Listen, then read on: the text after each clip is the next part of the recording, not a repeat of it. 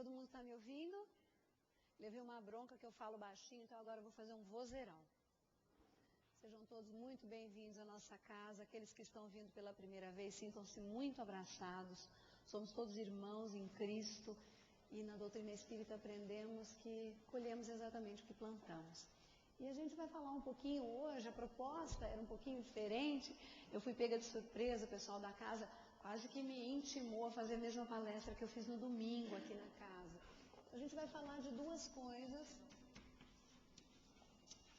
que certamente ninguém conhece, como diz o Alcântara, só no norte do Paraná. A gente vai fazer um paralelo entre egoísmo, que tem um irmãozinho que anda de mão dada com ele, e uma coisinha chamada decepção.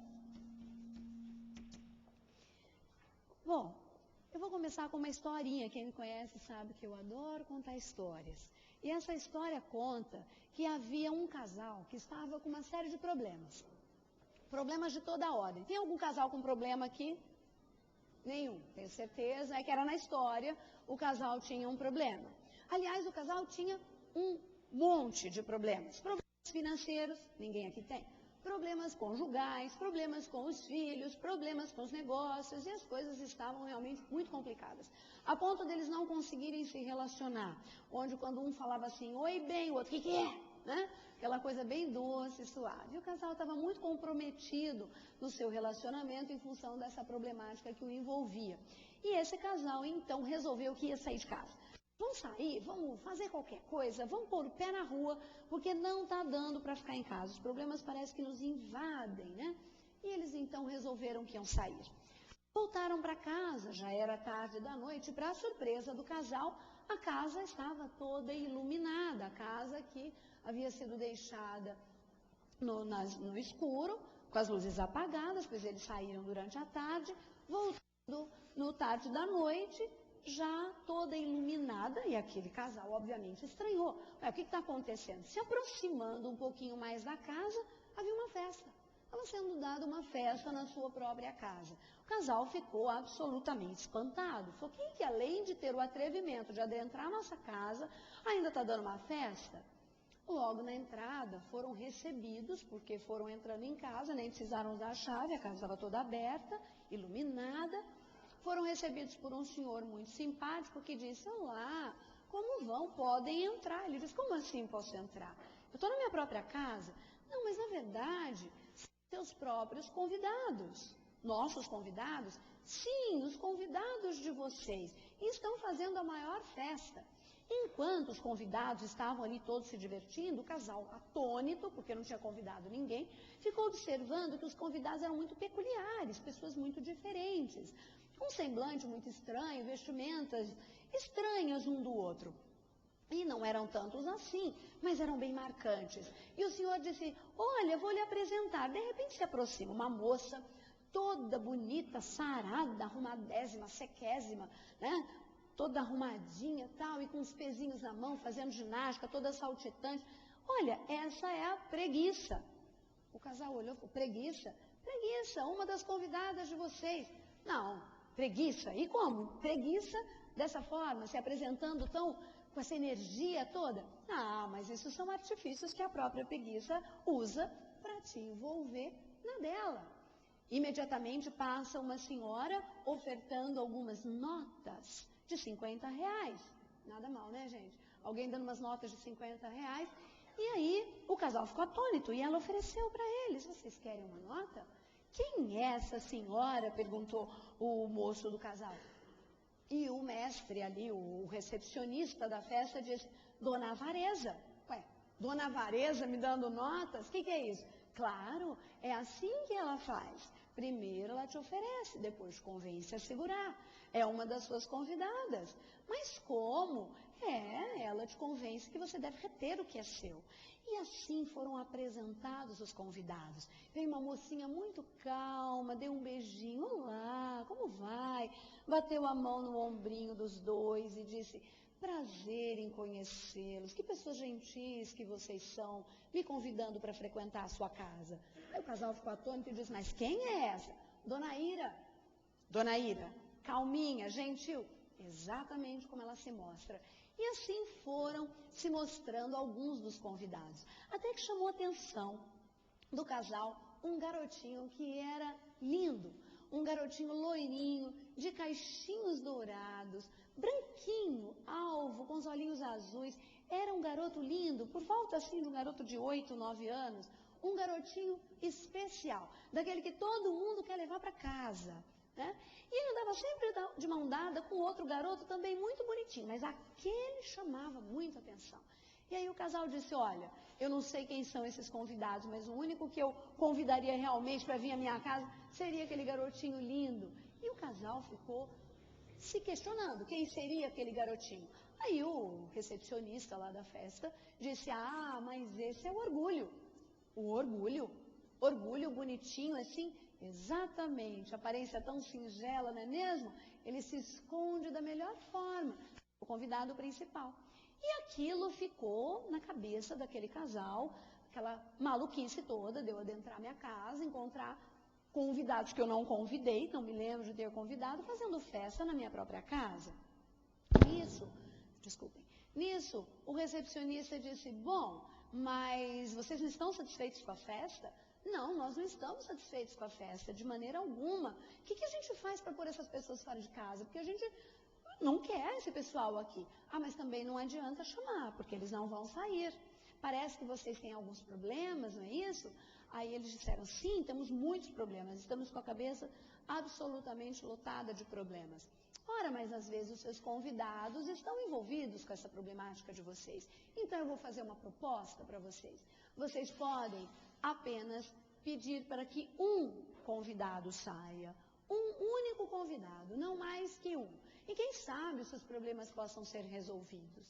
E aí o casal pensou, e claro, como todo casal, eu quero que a preguiça vá embora, porque a preguiça impede a gente de trabalhar, de a luta, a gente está desanimado, e a mulher defendia a preguiça. Aí o homem virou e falou assim, não, quero que a dona Ira vá embora, você tem gritado tanto comigo, você tem sido tão desagradável comigo, você grita, você... Não, dona Ira tem que ir embora. Não, dona Preguiça. E eles ficaram brigando, e o moço disse, olha, vocês têm que resolver. Aí o casal foi ali, à parte, pensou, os convidados todos olhando e na expectativa de quem iria embora. E aí o casal disse, nós já decidimos. Quem vai embora é aquele garoto lindo chamado Orgulho. E aí os convidados todos ficaram atônitos, todos pararam. Aquele garoto lindo, de repente, se transforma num homem horrível, absolutamente estranho, inóspito, de uma feição de que era ele, só ele, nada mais do que ele. Junto com ele, um outro, de mão dada, sempre saíram. Para surpresa do casal, tiveram que até se afastar, porque todos os outros convidados, Dona Ira, Dona Luxúria, Dona Preguiça, Dona Inveja, Dona Gula, foram todos atrás.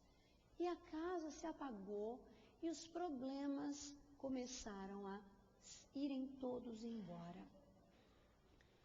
O recepcionista, ao se despedir, disse, vocês acabaram deixando com que o convidado principal fosse embora, e o seu irmão, de maneira que assim todos os outros convidados se sentiram na obrigação de ir embora.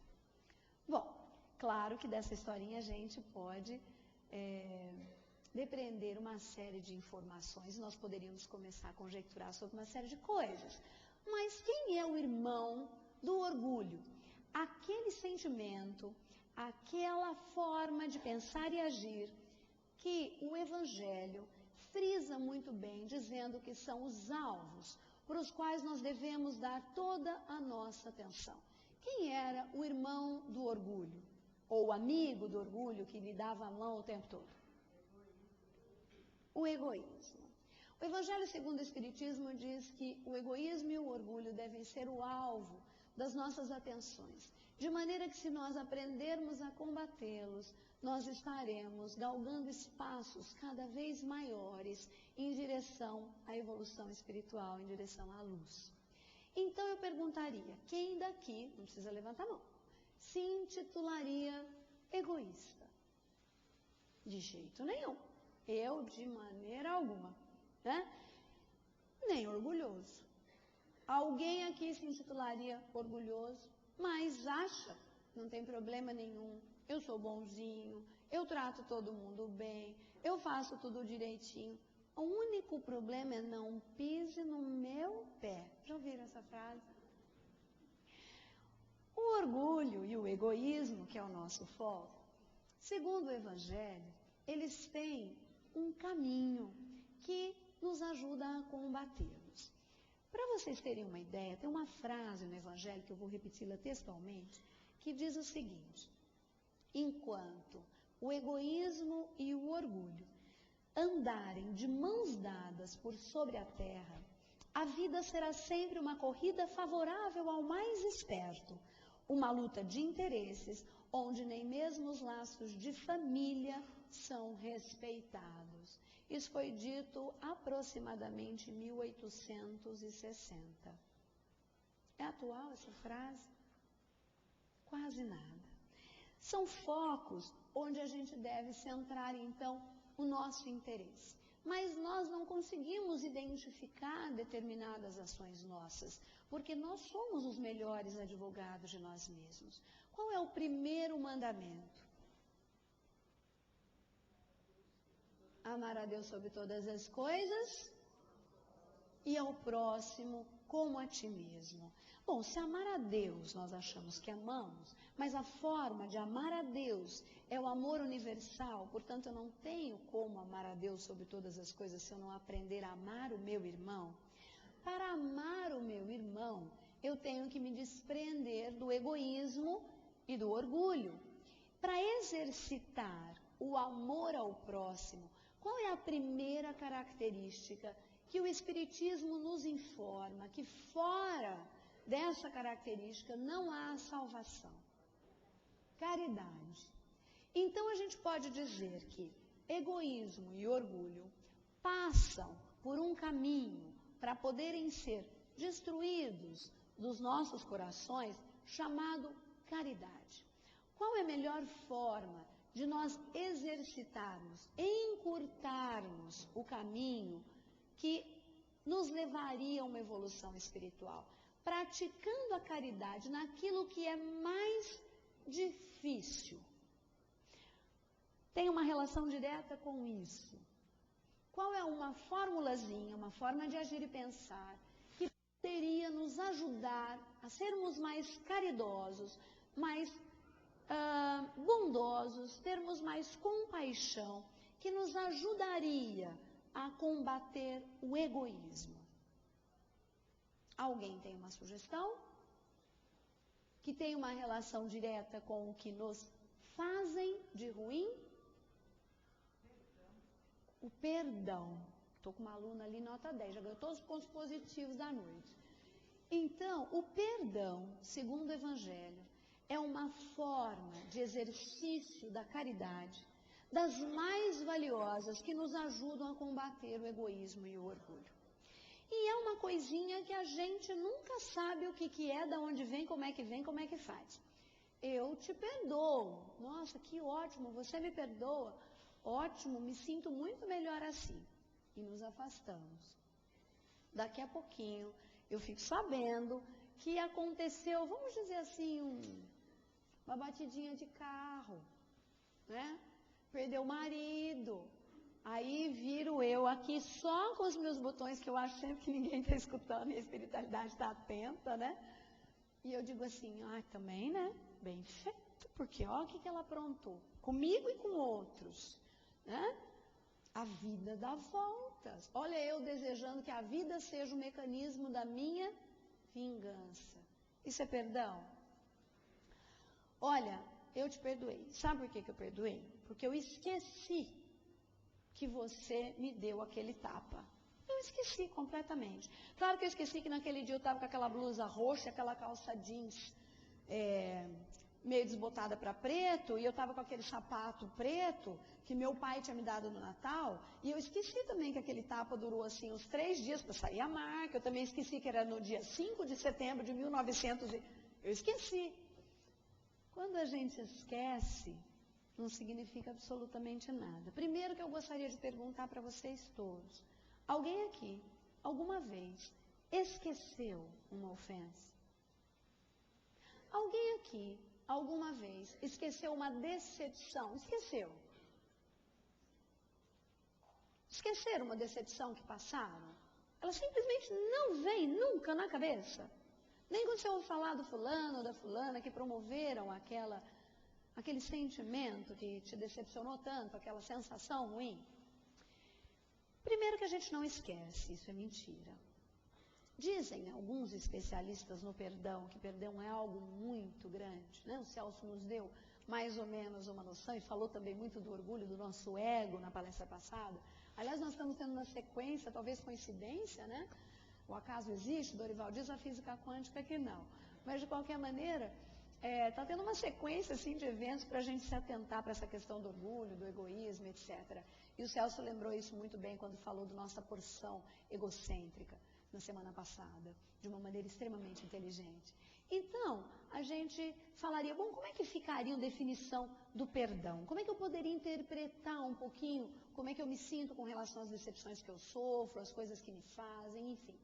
Então, dizem alguns que o perdão ele é exercido quando você, ao lembrar daquela ocasião, daquele fato que tanto te machucou, você consegue lembrar, mas você não evoca, não vem o sentimento que aconteceu, que veio naquele momento.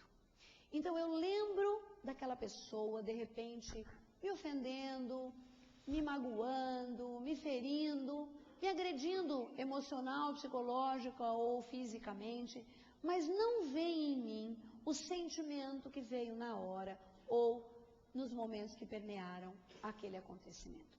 Se isso acontecer, você perdoou.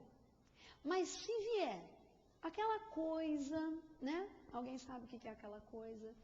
Eu devia ter feito não sei o quê. Eu devia ter retribuído do mesmo jeito. Eu deveria ter... Ou então vem vontade de chorar. Puxa vida, como que fulano foi capaz de fazer isso comigo? Como que... Se esses sentimentos brotarem em qualquer proporção do todo que eu senti, eu não perdoei.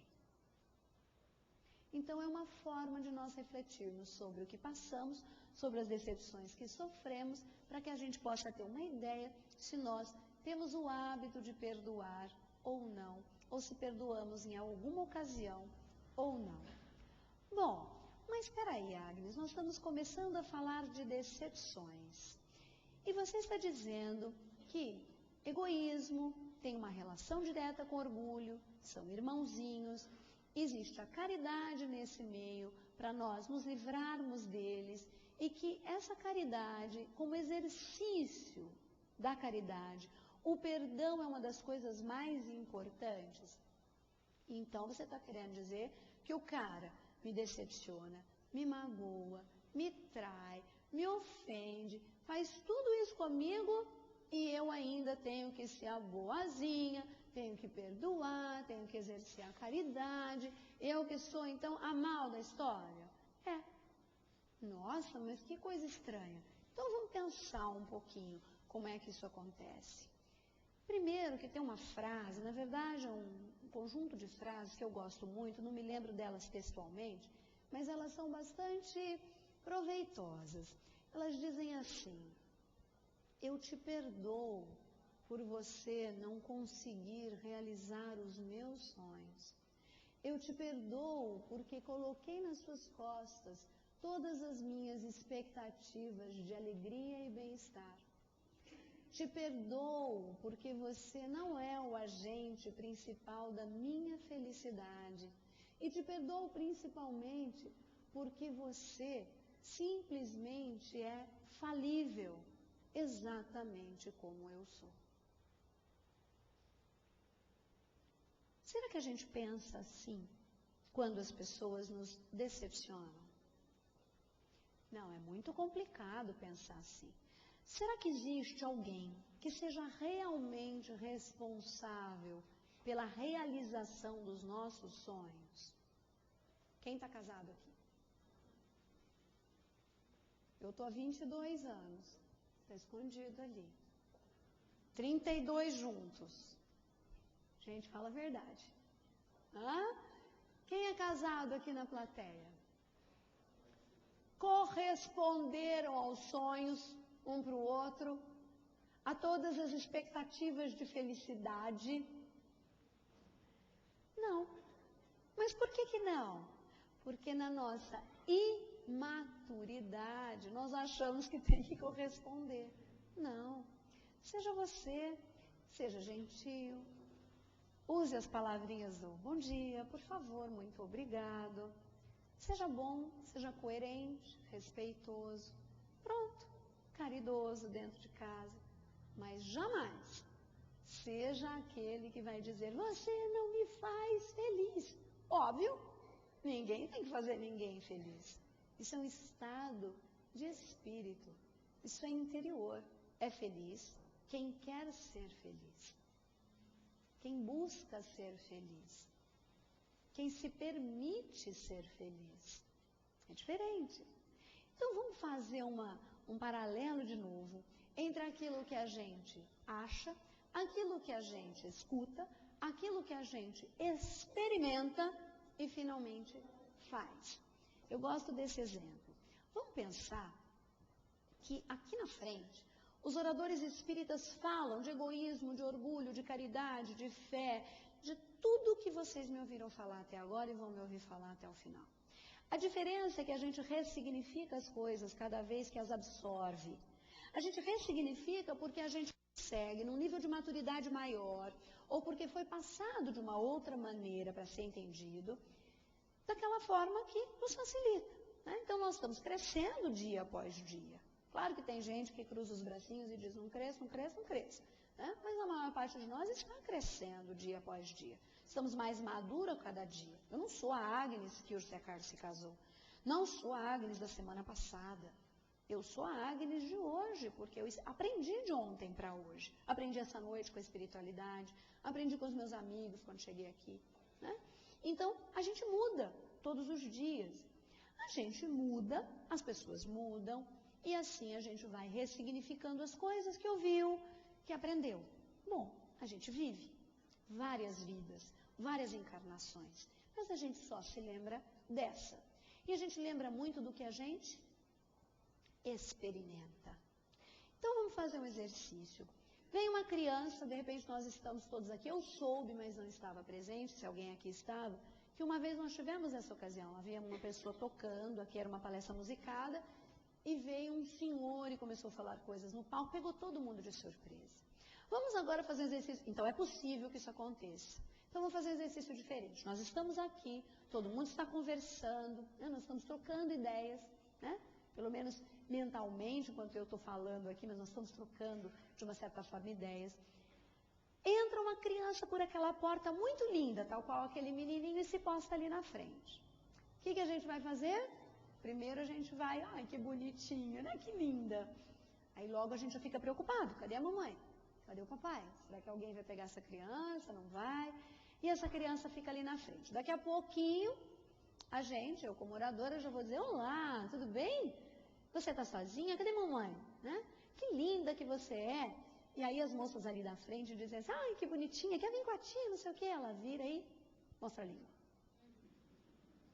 O que a gente fala para a criança? Que feio, né? A gente não fala isso para criança. Ai, que feio, né? Não mostra a língua não, bem. Vem cá com a titia. Vem aqui, a titia vai levar você lá com aquele moço que vai achar a sua mãe. O Marcos tem cara de bonzinho, olha, o psicólogo da nossa equipe. Vem aqui que a gente vai levar você lá para aquele menino, e para aquele moço, e ele vai levar você para sua mamãe. Ela mostra a língua de novo para mim.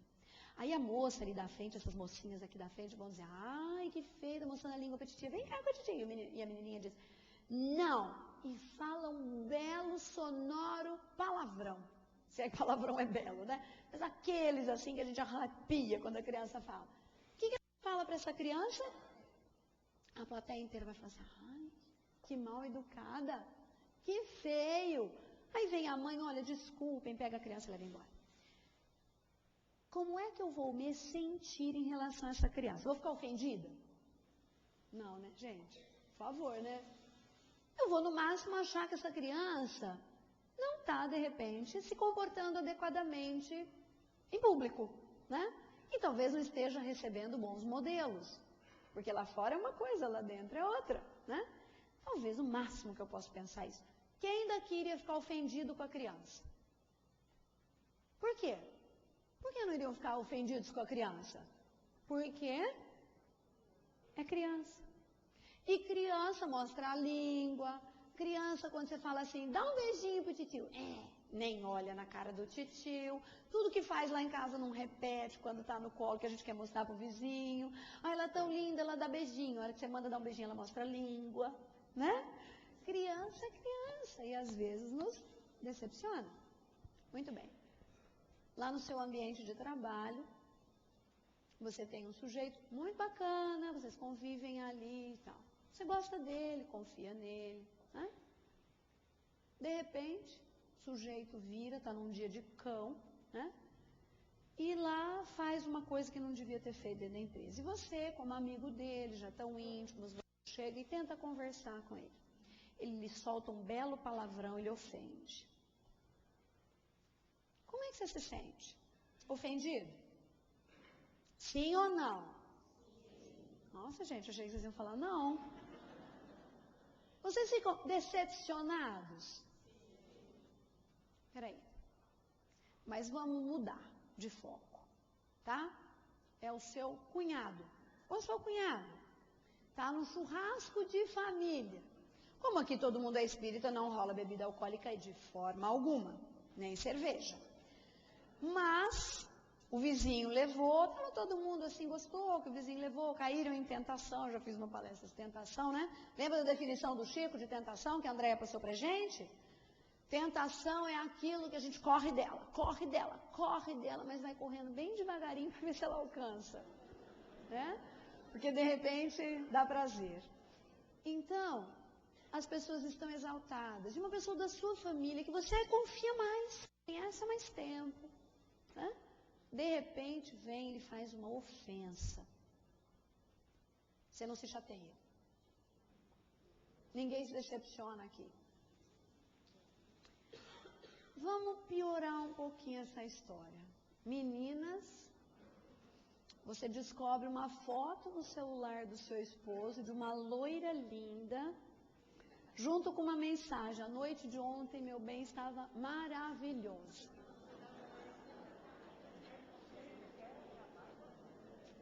Gente, era pura e simplesmente uma palestra de negócios, onde ele tinha dado todas as soluções naquela reunião, e a moça disse que a noite estava maravilhosa, que tinham resolvido todo o problema da empresa, ela era mais uma executiva da firma, era só isso. Vocês se decepcionam? Alguma menina que fica brava? Eu não, gente. A única coisa que eu faço chama separação de corpos e muda a fechadura da casa. Mentira, sabe? Então, na verdade, nós nos decepcionamos com as proximidades maiores que nós temos. Quanto mais somos próximos, mais nos decepcionamos com as pessoas, em função de coisas que elas nos fazem, que não estão dentro das nossas falsas expectativas, e a principal delas é de que essas pessoas sejam infalíveis. Elas não podem nos decepcionar. Não é assim que a gente pensa? Bom, agora vamos fazer uma extrapolação para aquilo que a gente aprende. Por que nós não nos decepcionamos com a criança? Nós sabemos que é criança. Nós sabemos que a criança nasce, se desenvolve, recebe modelos, vai filtrando essas experimentações todas que tem na vida, até que amadurece. E nós cobramos um comportamento social dela relativo à idade que ela tem. Então nós sabemos que criança se comporta como criança e vivemos isso, sentimos isso. Temos filhos, temos amigos com filhos, temos parentes com filhos, portanto temos priminhos. Nós nascemos criança, nós convivemos com criança, nós cometemos erros. Então nós compreendemos as falhas das crianças. Só que eu venho fazer o quê toda terça-feira aqui no centro? Por acaso ninguém nos informou, vez nenhuma, aqui nas palestras, nem nas obras do Pentateuco Espírita, nem nas obras complementares, que nós nascemos criança?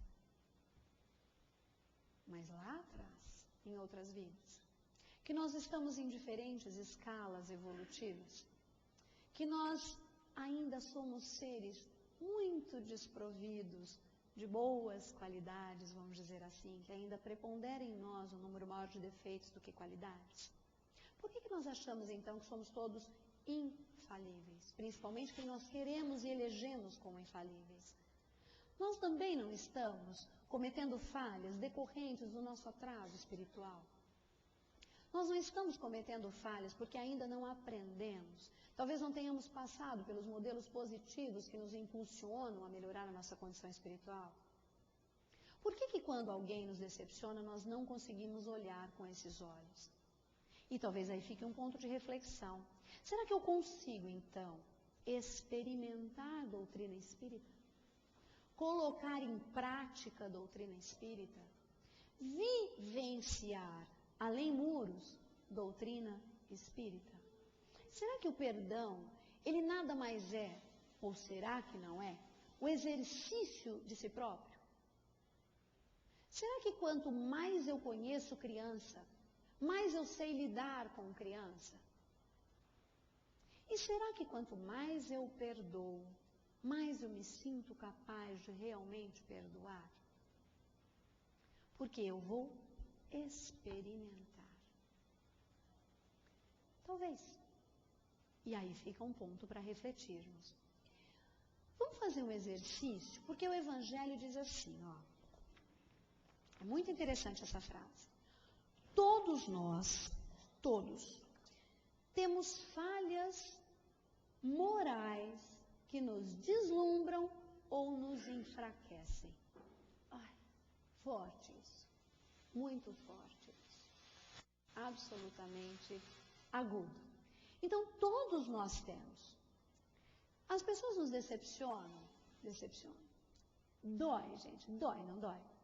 E eu até agora estou falando dessa dor, estou falando dessa decepção, estou dizendo que as pessoas nos magoam, nos traem, nos desrespeitam, nos ofendem e nós somos os partícipes principais dessa história e nós é que temos que dar um jeito na vida? Nossa, mas é difícil, hein? É difícil, porque afinal de contas é fulaninho que apronta e eu que tenho que dar um jeito nessa história, eu que tenho que melhorar tudo isso. Então vamos pensar numa frase, porque a gente vira e mexe, fica bolando estratégias inadequadas para resolvermos as nossas situações pendentes com as nossas decepções. E eu vou falar dessas estratégias inadequadas. Mas antes vamos lembrar dessa frase. Essa frase, dita por um sujeito extremamente inteligente, o maior psicólogo que já esteve na Terra, né? O mestre de todos os mestres, ele disse assim: é necessário que o escândalo venha, mas ai daquele pelo qual ele vier. Então é óbvio, como eu estava brincando há pouco, a própria física quântica já negou o acaso. O universo tem sim uma causa inteligente que está por toda a sua organização. Então, claro que se nós passamos por situações difíceis e entre elas as nossas decepções, significa que nós estamos num processo de aprendizagem constante. E esse aprendizado, ele é muitas vezes vinculado a decepções, a sofrimento. Porque nós fomos criados simples e ignorantes, bondosos em essência, para experimentarmos essa situação encarnatória. E aí, por uma opção, a questão do livre-arbítrio, a gente vai tomando decisões e aprendendo a tomá-las, porque em essência somos bons e vamos voltar para a luz. Todos atingiremos a perfeição. Mas esse processo de sentir isso, para mim, é absolutamente inteligente. Eu me lembro que na época da faculdade nós discutimos a questão do criacionismo, que não convence ninguém, é viadão, né, gente? Cá para nós. E a questão do criacionismo novo, que era uma proposta que já eu não era espírita, eu era, vamos dizer assim, espiritólica, né? Eu tinha um pezinho lá e um pezinho aqui. Então, não nessa casa, numa outra casa, mas eu era muito simpatizante e eu comecei a ver alguns paralelos, e existe, a gente estuda isso durante a faculdade, a questão da criação, ou da evolução, melhor, como forma de criação. E as coisas começam a fazer sentido. E a gente tem que passar por determinadas alterações de forma e passar por experiências mentais, de maneira que evoluímos em paralelo o nosso espírito e o nosso corpo. até galgarmos outros mundos mais evoluídos, irmos cada vez, vamos chamar de rareando mais a nossa matéria grosseira e tornando-nos corpos celestes cada vez mais puros, até atingirmos a luz, a nossa essência. Então, nós estamos em escala evolutiva diferente e não por acaso passamos por dificuldades para que consigamos galgar degraus por mérito próprio. Isso é o mais interessante. Então, é necessário que o escândalo venha para que nós aprendamos, mas existem os agentes dessas situações. Muitas vezes, então, deparamos com pessoas, situações, para que nós aprendamos a lidar com essas pessoas, com essas situações. Então, na verdade, aquele que te ofende, te decepciona, a gente devia agradecer. Paradoxo, hein, gente? Difícil de pensar assim. Então, vamos fazer um exercício? Eu vou convidar, não é um ritual, só um exercício. Vou convidá-los e vou fazer junto, para fecharmos os olhos.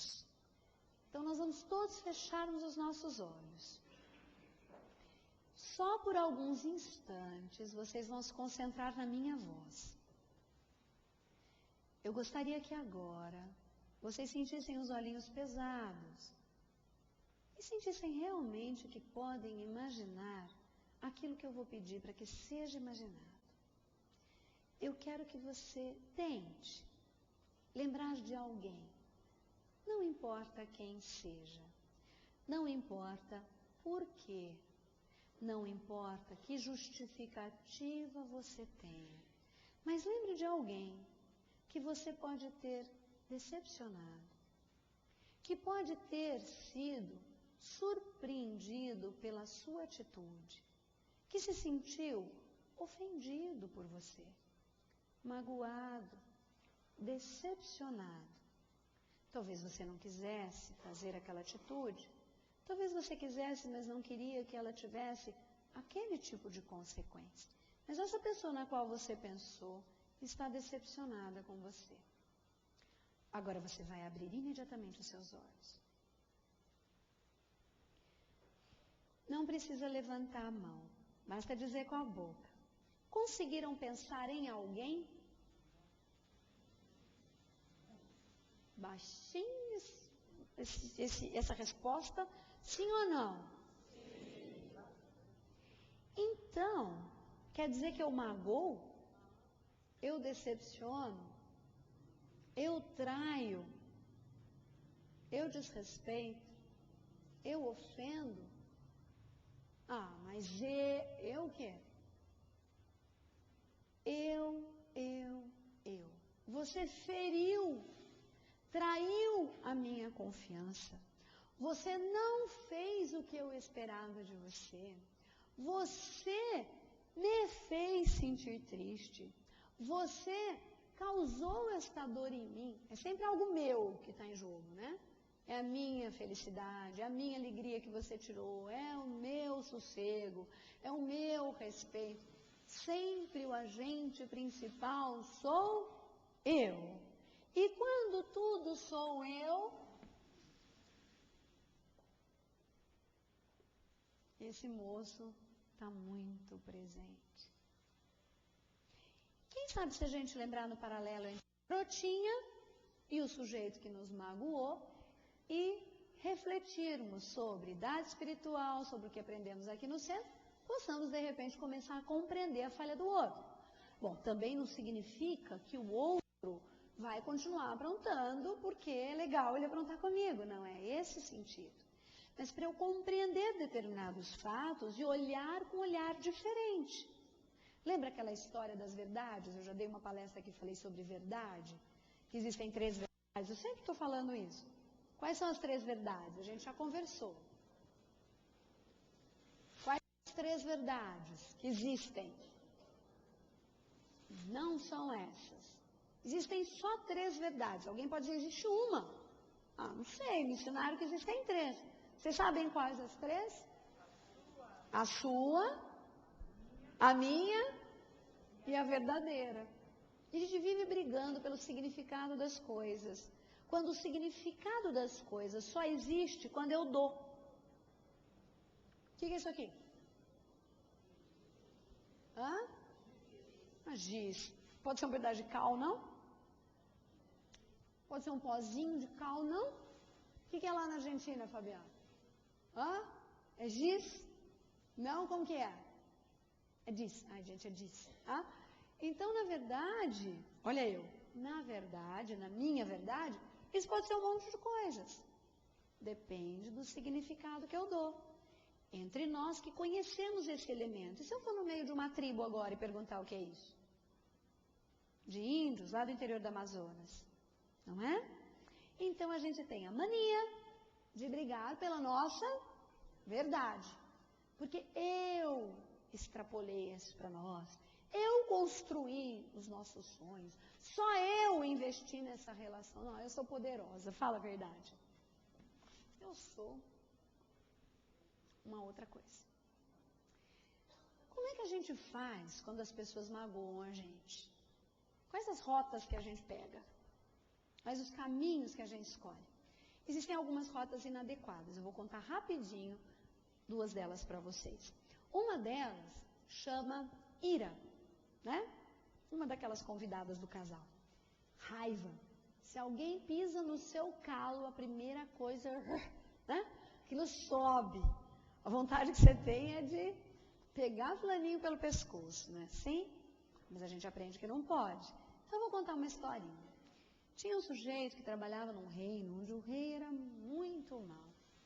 E ele não gostava desse sujeito. Era um camponês que trabalhava no reino, era muito competente, trabalhava no exercício de moldar madeira, tinha vamos dizer assim, uma destreza com as mãos, era de uma capacidade de criar coisas. E esse moço, muito jovem, 18 anos, se casara com uma moça belíssima do reino, uma camponesa maravilhosa. E eles eram muito felizes. E o rei tinha muita inveja desse casal. A mocinha de 16 anos, uma moça tão linda. E o casal vivia tão bem, tão feliz, que ele causava uma inveja enorme. Porque o rei tinha tudo, tinha uma rainha maravilhosa, tinha um castelo, tinha riqueza, tinha tudo. E não era feliz. O que ele fez? Mandou esse sujeito trabalhar num país muito distante. Mas muito distante. De maneira que ele ficar quanto o rei quisesse longe da sua esposa. E assim ele fez, e assim o rapaz não tinha jeito, era isso, era morte, como vou desrespeitar o rei? A moça chorou muito, o rapaz chorou muito, e ela fez uma promessa. Meu amor, eu vou estar sempre aqui esperando por você. Sempre. Não importa se você vai ficar fora alguns meses, alguns anos, não importa. Eu vou estar sempre esperando por você. E assim ele foi. Ele chorava todos os dias, nunca se vinculou a ninguém. E esse moço trabalhou, até que esse rei faleceu. 18 anos depois, esse rei faleceu. O que é a primeira coisa que ele pediu? Para que o reino o deixasse voltar para casa. E o novo rei que havia assumido permitiu que ele voltasse para casa. E ele foi. E ele vinha no seu cavalo, arrancando tudo que tivesse pela frente, as folhas, tentando passar pelos caminhos mais inóspitos, mas que fossem mais curtos para ele rever aquela mulher que ele tanto amava. E naquela expectativa de como é que ela está, como que está a nossa casa, eram impedidos de comunicar-se por carta, foram proibidos de se comunicar, simplesmente afastados por inveja. Bom, quando ele está adentrando nas proximidades da casa dele, que ele entra na mata, ele sente o cheiro peculiar da comida que ela fazia, que vinha daquela casinha, que era a mesma casinha tão caprichosamente mantida no mesmo lugar. E ele foi devagarinho, falou, como que eu vou surpreendê-la? Como é que eu vou fazer? Essa mulher que está me esperando, a minha amada, a minha idolatrada, ela deve estar mais linda agora que é uma mulher madura. Quando ele entra para a parte aberta, que não pode ser visto ainda, ele observa e existe um jovem sentado e recostado no ombro daquela que era a sua mulher, que ele reconhecera plenamente, e essa mulher acariciava a cabeça desse jovem, esse jovem acariciava a cabeça dessa mulher. Aquele homem foi tomado de um surto de raiva, que imediatamente a mesma foice que ele usou para tentar tirar o mato que lhe impedia de chegar na sua casa, ele ia usar agora para matar aqueles dois. Aquela mulher que havia traído toda a sua confiança, todos os seus sonhos, todos os seus desejos, que lhe havia prometido, que mesmo que tivessem passado os 18 anos, não importava, ela disse que o esperaria. E o que ele faz? Ele pega a foice, põe para trás das costas, se aproxima daquele casal, e a hora que ele vai dar um golpe fatal para matar os dois, a moça se levanta, agora já uma jovem senhora, e diz: meu Deus, minhas preces foram ouvidas. Filho, eis teu pai que volta. Gente, alguém aqui age sob o impulso da raiva? Diante de uma decepção? Eu não, tá? De jeito nenhum. Uma outra estratégia ou rota de fuga que a gente usa quando se decepciona. Qual? Essa história vocês até conhecem. Chama-se aquilo que a gente quer fazer mais ou menos dobrado para o outro. Vingança. Eita, coisinha que ninguém confessa, né? E a gente às vezes até quer usar o mecanismo da vida para fazer isso pela gente. Mas o que acontece nessa história que nos ilustra essa rota, que é uma rota inadequada diante de uma decepção? Um sujeito trabalhou numa empresa de uma forma tão correta, tão honesta, tão dedicada, que ele diuturnamente era elogiado pelo seu próprio chefe. Era uma construtora, ele era um mestre de obras, começou como um serviçal, como um auxiliar de pedreiro, e foi crescendo na empresa e se tornou um mestre de obras e chefiava uma série de construções. Era um senhor humilde, muito dado, muito bacana e muito competente. E esse senhor, ele estava para se aposentar. E ele estava muito contente, porque ele falou, afinal, ele ia dar uma descansada. E a família chegou nele e disse, olha, nós nunca saímos juntos, o senhor nunca teve tempo, sempre se dedicando a essa empresa, nós estamos programando uma viagem de navio com o senhor.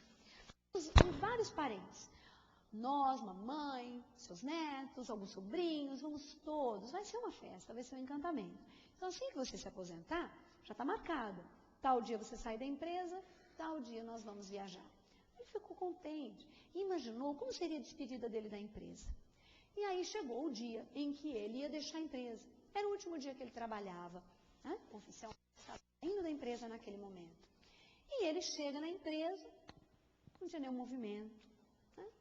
Aí, de repente, estava trabalhando, colocando suas pastas em ordem, dando uma satisfação de tudo que havia feito. E aí uma funcionária veio e chamou, ô, seu fulano, vamos até ali que nós preparamos uma festinha para você, né, para o senhor. Aí ele ficou todo contente, ficou imaginando, imaginem a festa que me arrumaram, né? Porque afinal de contas me dediquei tanto a essa empresa que o meu patrão deve estar tão triste que eu vou embora, deve estar reservando uma festinha linda para mim, com alguns presentes. Aí ele chega, alguém conhece bolo de 2 quilos? Aquele que a gente compra na padaria, quando ninguém lembrou de trazer o bolo, né? Tinha lá aquele bolinho de 2 quilos, com cotuba, tá, o pessoal estava lá. Aí o patrão, todo apressado, ô, seu fulano, meu amigo, dedicado à nossa empresa, fulano bacana, como eu gosto do senhor, eu vou lhe dar um presente, porque o senhor é o senhor, né? Tira do bolso, o quê? Aposentando uma caneta. Não, gente, uma caneta. Eles perguntou também por que o chefe estava dando uma caneta. Devia ser para fazer palavra cruzada, alguma coisa assim, né? Mas ele não pretendia parar, ele só estava dando um tempo para descansar. Ah, ele foi embora tão chateadinho, tão magoado. Mas falou, pelo menos tem a viagem com a minha família. Aí o chefe liga para ele, no dia seguinte. Seu fulano, o negócio é o seguinte, não vai poder sair da empresa no dia marcado. Mas como que não? Ó, não vou facilitar nada a sua vida. Pode esquecer. Não, mas eu tenho uma viagem marcada com a minha família. Pode esquecer. Não tem jeito, você vai ter que resolver um problema para mim. Recebi uma encomenda agora, você tem que construir uma casa para mim. Assim, a toque de caixa. Eu estou liberando tudo para você. Estou liberando material, estou liberando quantos homens você quiser. Tudo que você quiser, está na tua mão. Está liberado, você tem que construir essa casa para um, tem para mim. Mas com aquela competência que lhe é peculiar. Nossa, imagine. Aí que ele ficou mais bravo. Ele falou, pensou, a vida inteira, anos e anos e anos de dedicação à empresa, o que eu recebo de volta? desconsideração, desrespeito, a porcaria de uma festa de uma caneta, que era melhor nem ter feito. Ainda quer estragar a viagem com a minha família, que minha filha estava tão entusiasmada falando para mim. Não tem importância, deixa ele. Fez aquela casa, pôs lá, eu não entendo muito disso não, né? Os baldrames tudo mal feito, alicerce lá, meio capenga, mas maquiada. Toda maquiadinha, pôs umas coisas lá, podia ter sido assim, 1000 vezes melhor. Mas, não queria uma casa, toca de caixa? Casa, toca de caixa. Não interessa. E nem aí, falou, agora ele vai ver o que eu poderia ter sido e prejudicado a empresa dele. E nunca fiz isso. Fiz as casas o maior capricho da minha vida. Eu nem não quero nem saber, o pedreiro que faça do jeito que ele quiser. Tá bom. No dia que ele terminou a obra, ele como responsável, tinha que entregar toda a planilha da obra, tudo direitinho, e as chaves. Ele vai para a empresa, para ir lá e entregar. Movimento esquisito, um monte de carro. Ué, mas o meu patrão marcou comigo agora. Será que está tendo alguma reunião que eu não sei? A empresa está acontecendo alguma coisa? E ele chega um monte de carro e ninguém ali no ambiente do escritório. Quando ele adentra o salão da empresa, big de uma festa, com faixas com o nome dele, com o nome da família, com o nome dos funcionários, um monte de presentes em cima da mesa, filé mignon de churrasco, bolo encomendado deste tamanho de brigadeiro com morango, uma coisa, um luxo. Ele ficou absolutamente chocado. Mas seu fulano e aquela comemoração, a família toda ali, toda cúmplice. Pai, desculpa, a gente fez essa brincadeira com você, e etc. Não era nada disso, pai. O teu patrão te ama, que todo mundo é teu amigo. Cara, vem cá, dá essa chave aqui. Toma a chave da tua casa.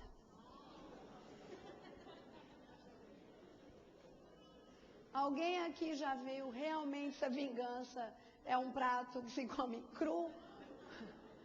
Na verdade, é um prato que não consegue se engolir de tão ruim que é. Não vale para nada, né? Então, essas são as rotas inadequadas de fuga. As adequadas são o perdão, a caridade.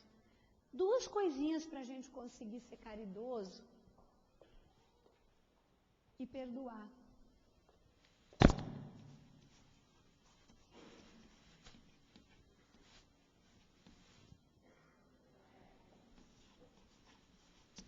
Ai.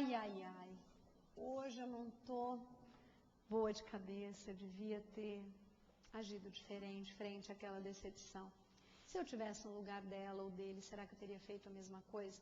O que motivou aquela pessoa a fazer aquilo comigo? O que eu achei que ela não faria, se eu sou capaz de fazer? Então, a gente pode tirar uma conclusão da palestra de hoje. Se a gente traçou um paralelo entre egoísmo e decepção, e quanto mais eu me decepciono, menos eu perdoo, isso significa que quanto mais eu me decepciono, mais egoísta eu sou. Para terminar, eu não sou tão fã assim do autor, né? Sempre repito isso porque não está entre os meus autores preferidos, mas o respeito porque ele é muito respeitado, cresceu muito, que é o Paulo Coelho. Não leio muito porque talvez não seja da minha preferência, mas acho ele muito inteligente. E outro dia, lendo um suplemento de um jornal da cidade, eu encontrei, gente, dá licença, passando dos 40, tá? Já passados faz tempo, na verdade. Então, eu resolvi que valia a pena a gente dar uma lidinha nisso para nós finalizarmos um pouquinho, né, essa reflexão da noite. E o Paulo Coelho, ele faz um paralelo entre a vida da gente com um rio, até porque ele lançou um livro, parece que tem a ver com a história do rio que flui. E ele diz o seguinte, que nós devemos ser como um rio. Eu vou fazer um resumo do que ele diz. Nós sempre estamos diante da primeira vez. Enquanto nos movimentamos entre a nossa nascente, que é a nossa encarnação, e a nossa morte, a nossa chegada no mar, que é o nosso desencarne, as paisagens serão sempre novas. Devemos encarar todas as novidades com alegria e não com medo, porque é inútil temer o que não se pode evitar, porque o rio não deixa de correr jamais. Nossas margens sempre são férteis. Quem entra em contato conosco deve se sentir vivo. Precisa entender que estamos ali para lhe dar de beber, se ele tem sede. As pedras precisam ser contornadas. E tal qual o rio, não adianta nos deixar dominar por obstáculos mais fortes. Devemos, como rio, não nos debatermos contra eles, mas sim entendermos que a água, embora seja mais forte que o granito, demora muito tempo para tirá-lo da frente. Então é muito mais inteligente, como o rio, contornarmos os obstáculos. É melhor entender por onde se encontra a melhor saída e seguir adiante. As depressões necessitam de paciência. Vez por outra o rio está correndo, principalmente quando está nascendo, e cai no buraco. Isso acontece, mas depois a própria água do rio enche esse buraco. E está fadado o rio a sair da depressão. E naquela depressão nasce o quê? Um lago, onde mais vida surge, muito mais coisas acontecem, frutíferas, positivas. Então nós devemos fazer tal como o rio que vai formando lagos e aprendermos com as depressões. Somos únicos, nascemos em um lugar que estava destinado para nós e somos únicos. Esse lugar nos manterá sempre alimentado de água o suficiente para que diante de obstáculos ou depressões possamos ter paciência e força necessária para seguirmos adiante. Começamos o nosso curso de maneira frágil, mas vamos nos fortalecendo, porque quando nós respeitarmos o mistério da fonte que nos gerou e confiarmos na sua eterna sabedoria, aos poucos iremos ganhando tudo o que nos é necessário para percorrer esse caminho. Embora sejamos únicos quando somos criados, logo seremos muitos. Todos os rios correm para o mar. É impossível permanecer em nossa solidão, por mais romântica que ela possa parecer. Temos que entender que os rios que nascem das outras nascentes terminam junto conosco. Contornamos os obstáculos ou preenchemos as depressões em muito menos tempo e com muito mais facilidade quando outros rios se somam a nós. Somos um meio de transporte, de folha, de barco, de sabedoria, etc, etc. Fundamentalmente somos fontes de inspiração e fomos criados à imagem e à semelhança de Deus. Que a nossa essência seja tão tranquila, então, como a profundidade de um rio. Muita paz.